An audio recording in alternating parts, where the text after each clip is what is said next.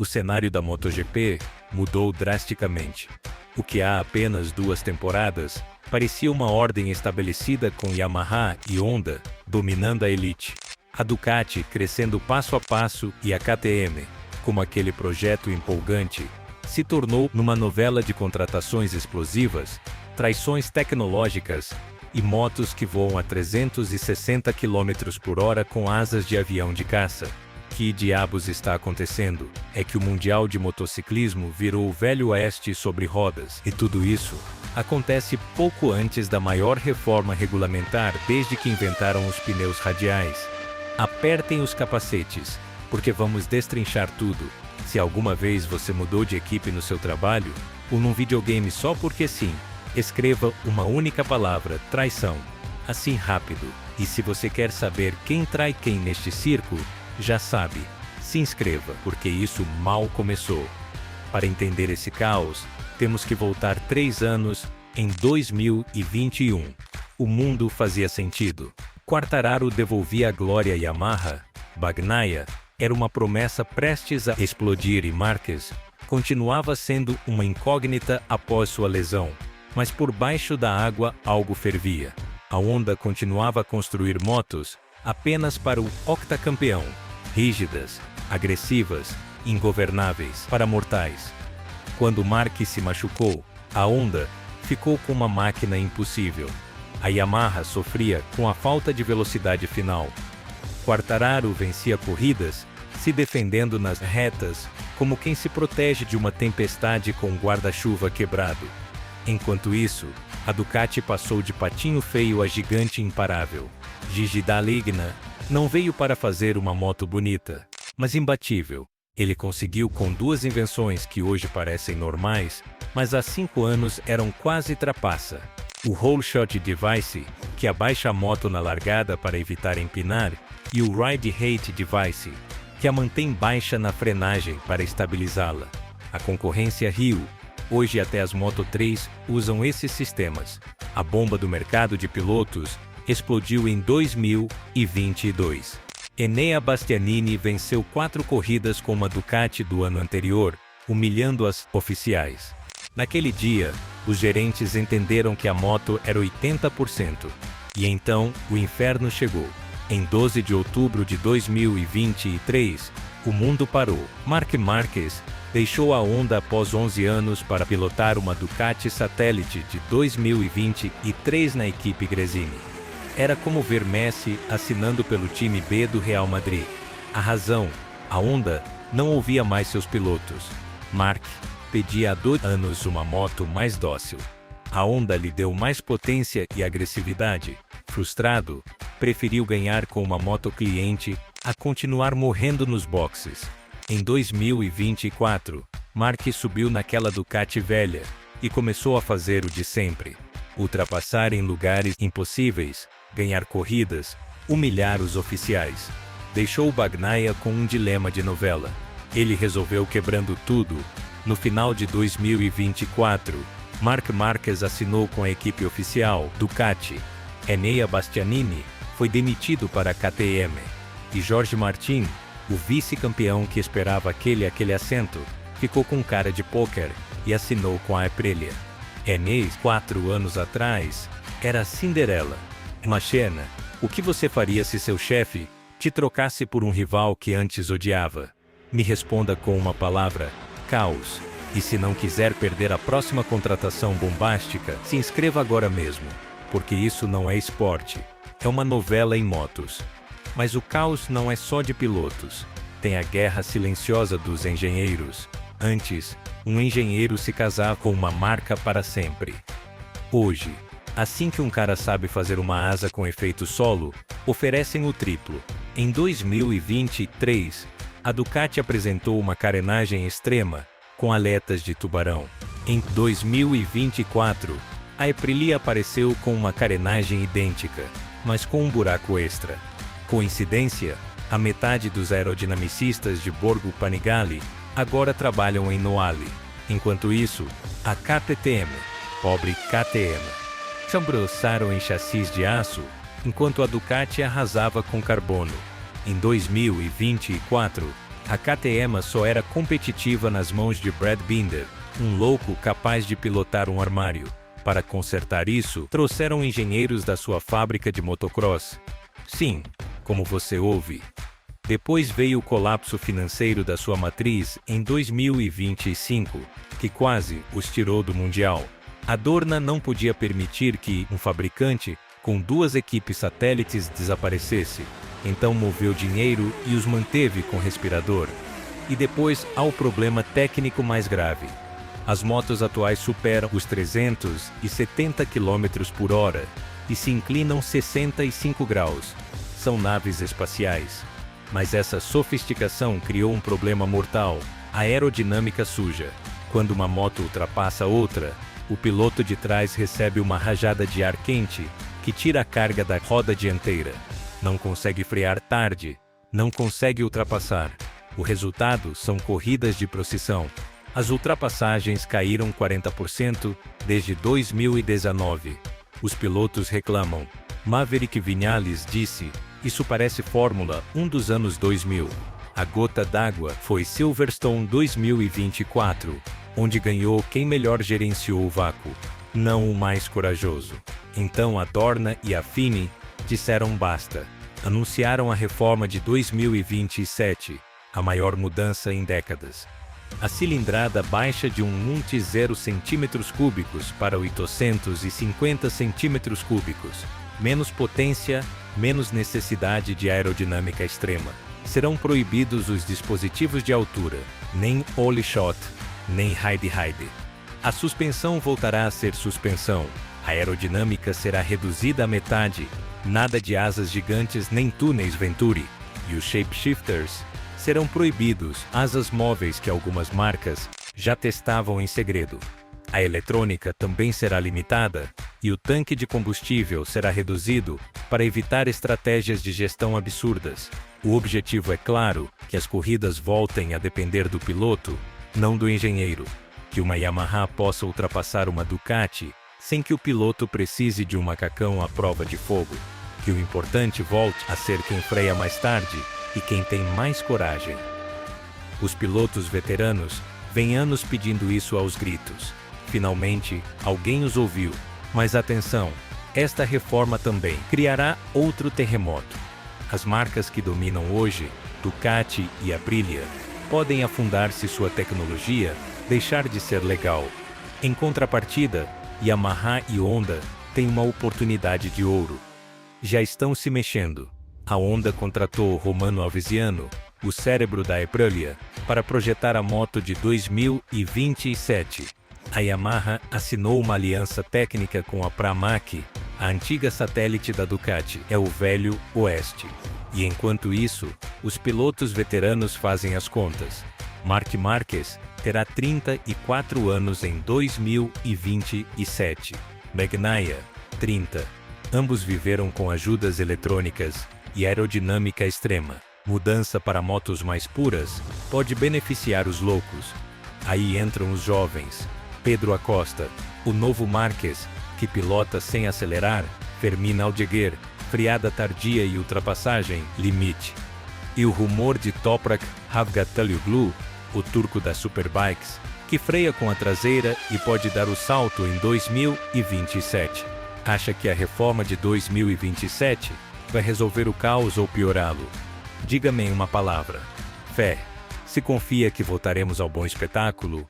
Ou caos? Se acha que os engenheiros vão encontrar um jeito de complicar tudo? Como quiser. E se gostou desta análise, inscreva-se, porque quando o Mundial acabar, voltarei com a árvore de contratações de 2026, e essa será ainda mais sangrenta. Que diabos está acontecendo na MotoGP? Que o circo ficou tão imprevisível, tão cheio de traições, contratações, bombas, tecnologia de guerra, que a única certeza até 2027 é que cada corrida será um capítulo de Game of Thrones com escape aberto. As alianças se rompem em um fim de semana, os heróis viram vilões em 2 coletivas de imprensa, e as equipes pequenas podem surpreender alugando uma moto do ano anterior. Os espiões tecnológicos cruzam os boxes com maletas cheias de dados. Os managers se reúnem até às 3 da manhã. Os pilotos trocam de cores como quem troca de meias. Faltam 2 temporadas até 2027. 2 temporadas de aerodinâmica extrema, dispositivos de altura, motos espaciais.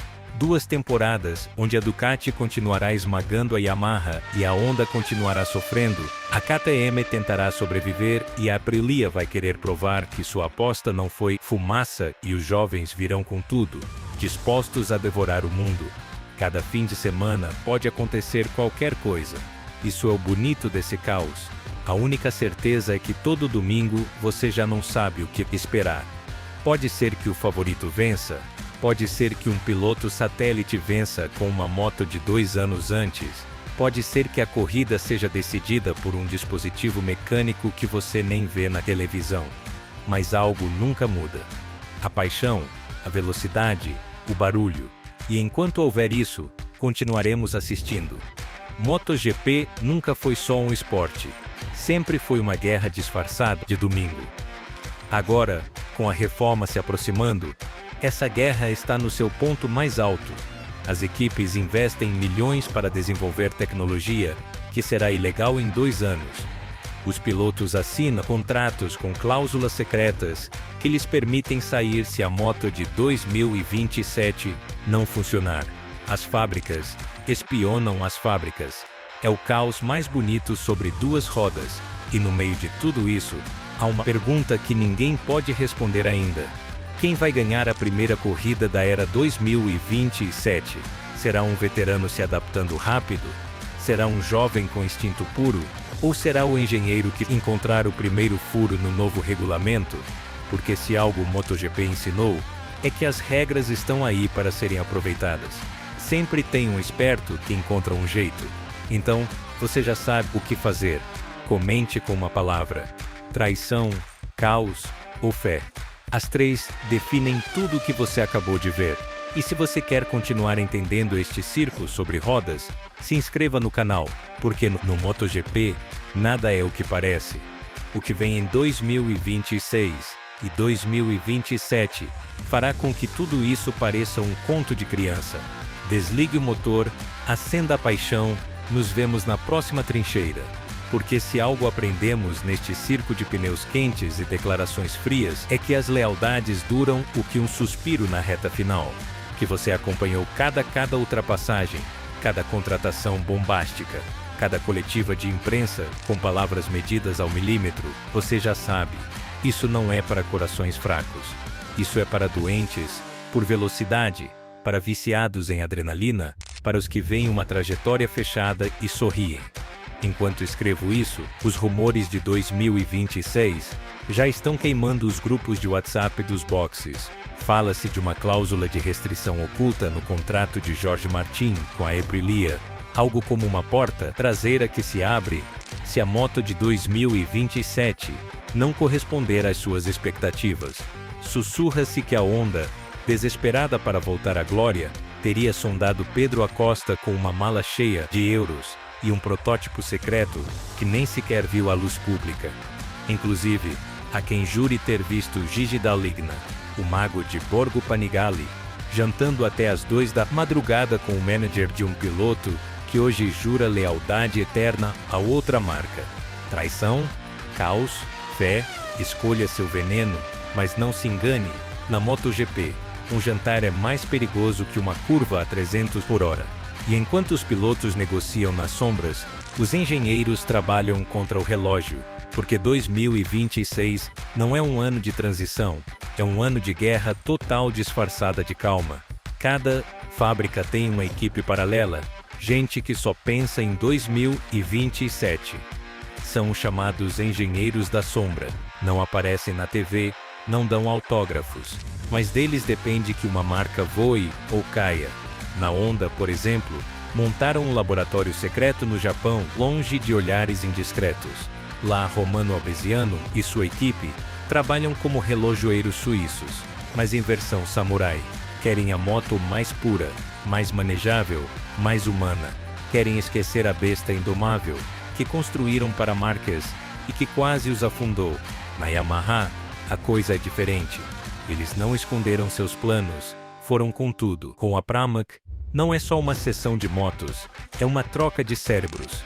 Os engenheiros italianos, que por anos fizeram a Ducati brilhar, agora trabalham lado a lado com os japoneses. Nos corredores de Iwata, já se respira outro ar. Já não é a resignação do Quartararo aguentando temporais nas retas, é a fúria contida de quem sabe que em 2027 as regras mudam e o jogo vira. A Aprilia, por sua vez, não confia nem na sua sombra. Blindaram seus melhores aerodinamicistas com contratos que parecem romances de espionagem. Se alguém quiser levar um dos seus, terá que pagar uma fortuna e esperar 2 anos. Mas o mercado é o mercado, e no mundo do motor, como na selva, sempre há quem oferece mais. O fato é que as fronteiras entre marcas são cada vez mais difusas. Um dia você é da Ducati, no dia seguinte trabalha para a KTM, e no outro, se bobear, vai para a China desenvolver uma moto elétrica. Assim é a vida. E enquanto isso, o que acontece com os pilotos? Bem, os pilotos fazem contas, porque eles são os que no final arriscam o pescoço. Literalmente, imagina que você é Francesco Bagnaia.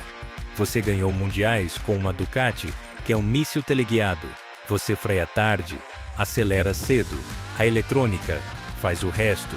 Mas de repente, em 2027, tiram os dispositivos de altura, tiram a aerodinâmica extrema, tiram as ajudas eletrônicas.